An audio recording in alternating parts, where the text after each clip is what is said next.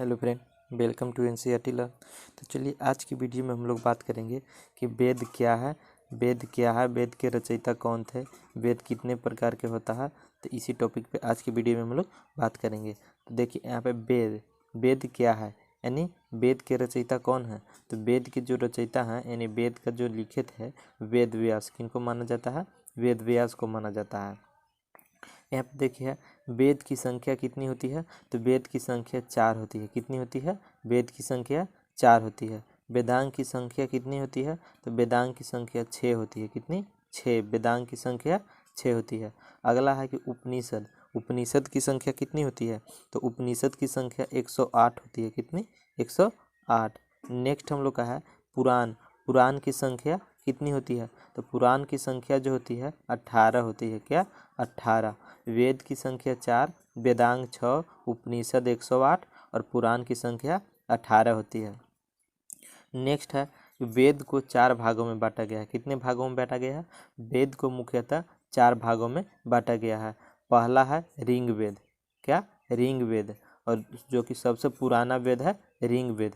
और दूसरा है सामवेद, क्या है, सामवेद। और तीसरा है यजुर्वेद। और चौथा है अथर्ववेद, जो कि सबसे नया वेद अथर्ववेद को माना जाता है और सबसे पुराना वेद ऋग्वेद को माना जाता है। तो सबको बारी बारी से हम लोग देखेंगे कि अथर्ववेद क्या है, ऋग्वेद में क्या क्या है, सामवेद में क्या क्या है। तो चलिए पहला हम लोग का है कि ऋग्वेद क्या है। तो ऋग्वेद 1500 ईस्वी से 1000 ईस्वी तक चलल था। कब तक चला था, 1500 ईस्वी से 1000 ईस्वी तक चला था ऋग्वेद देखते हैं हम लोग।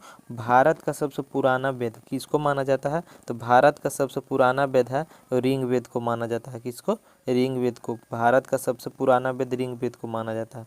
नेक्स्ट है ऋग्वेद में कितने मंडल हैं, ऋग्वेद में कितने मंडल हैं, तो ऋग्वेद में 10 मंडल हैं। कितने मंडल हैं, 10 मंडल हैं ऋग्वेद में। अगला हम लोग का है कि ऋग्वेद में कितने सूक्ति हैं, क्या, सूक्ति की संख्या कितनी है ऋग्वेद में, तो 1028 है। कितनी है, सूक्ति की संख्या ऋग्वेद में 1028 है। नेक्स्ट हम लोग का है कि ऋग्वेद में कितने श्लोक हैं, श्लोक जिसको रिया बोला जाता है, श्लोक कितने श्लोक हैं, तो 10,462 श्लोक हैं। कितने हैं, 10,462 श्लोक हैं ऋग्वेद में। नेक्स्ट हम लोग का है कि ऋग्वेद का उल्लेख किया गया है किस मंत्र में, तो गायत्री मंत्र में किया गया है। क्या, गायत्री मंत्र में उल्लेख किया गया है ऋग्वेद का। नेक्स्ट हम लोग का है कि ऋग्वेद में सबसे पवित्र नदी क्या है, तो ऋग्वेद में सबसे पवित्र नदी सरस्वती है। क्या है, सरस्वती।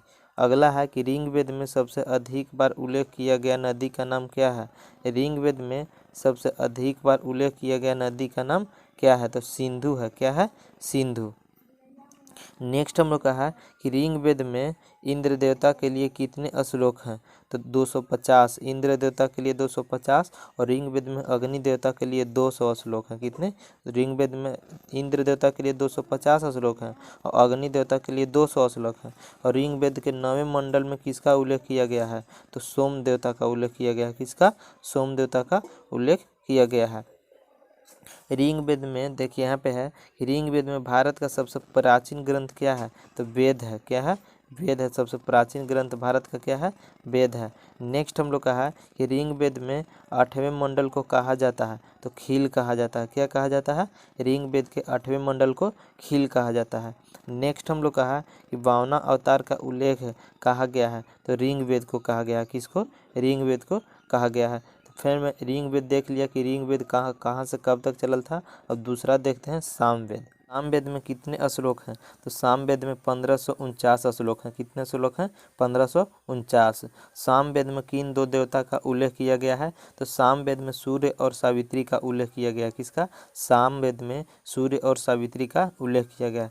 नेक्स्ट हम लोग का है कि सामवेद में पढ़ने वाले को क्या कहा जाता है, यानी पढ़ने वाले ऋषि को क्या कहा जाता है, जो सामवेद जो होता है उसको पढ़ते हैं ऋषि, उनको क्या बोला जाता है, तो उधात्री। क्या बोला जाता है, उधात्री बोला जाता है। सामवेद के पढ़ने वाले ऋषि को उधात्री बोला जाता है। नेक्स्ट हम लोग का है कि संगीत का जनक कहा जाता है, यानी संगीत का जनक किस वेद को कहा जाता है, तो सामवेद को यानी संगीत जो मिलता है वो सामवेद में ही मिलता है। तो सामवेद देख लिए। अब नेक्स्ट देखते हैं यजुर्वेद। यजुर्वेद हम लोग कहा है, यजुर्वेद में पढ़ने वालों को क्या कहा जाता है, यानी यजुर्वेद जो पढ़ते हैं उन ऋषि को क्या नाम है, तो अर्धवायु नाम है। क्या? अर्धवायु। यजुर्वेद पढ़ने वाले ऋषि को अर्धवायु नाम है। नेक्स्ट है, यजुर्वेद में कृष्ण एवं शुक्ल का उल्लेख किया गया है। किन दो देवताओं का उल्लेख किया गया है, तो कृष्ण और शुक्ल का उल्लेख किया गया है यजुर्वेद में।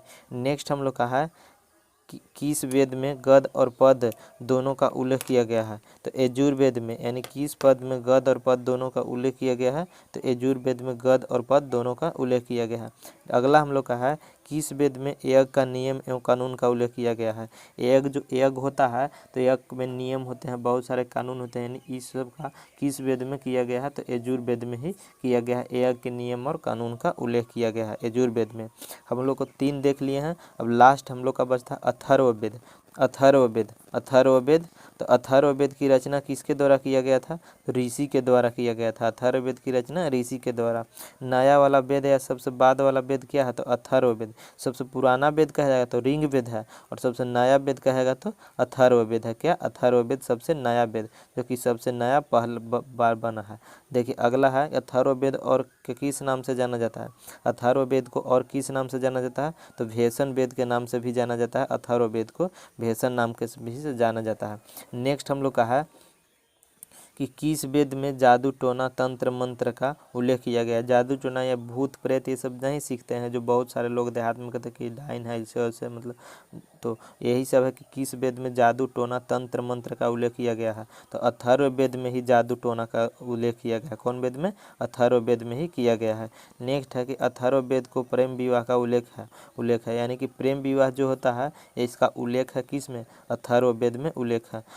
नेक्स्ट हम लोग कहा कि अथर्ववेद में सूक्ति की संख्या कितनी है, तो 731 है। कितनी? 731 अथर्ववेद में सूक्तियों की संख्या है।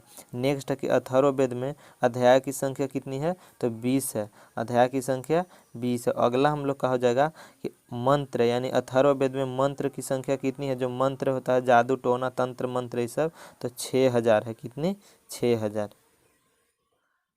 6000 हम लोग का अथर्ववेद में तंत्र मंत्र जादू टोना का उल्लेख किया गया है। इसका कितना संख्या है, तो 6000 संख्या है। तो फिर मैं उम्मीद करता हूँ कि आप लोग का वेद बहुत अच्छी तरह से समझ में आ गया होगा। अगर किसी प्रकार के लगे कि आपको डाउट है तो आप हमें कमेंट कर सकते हैं। तो इसी प्रकार फिर मिलते हैं नेक्स्ट वीडियो के साथ, तो तब तक के लिए जय हिंद।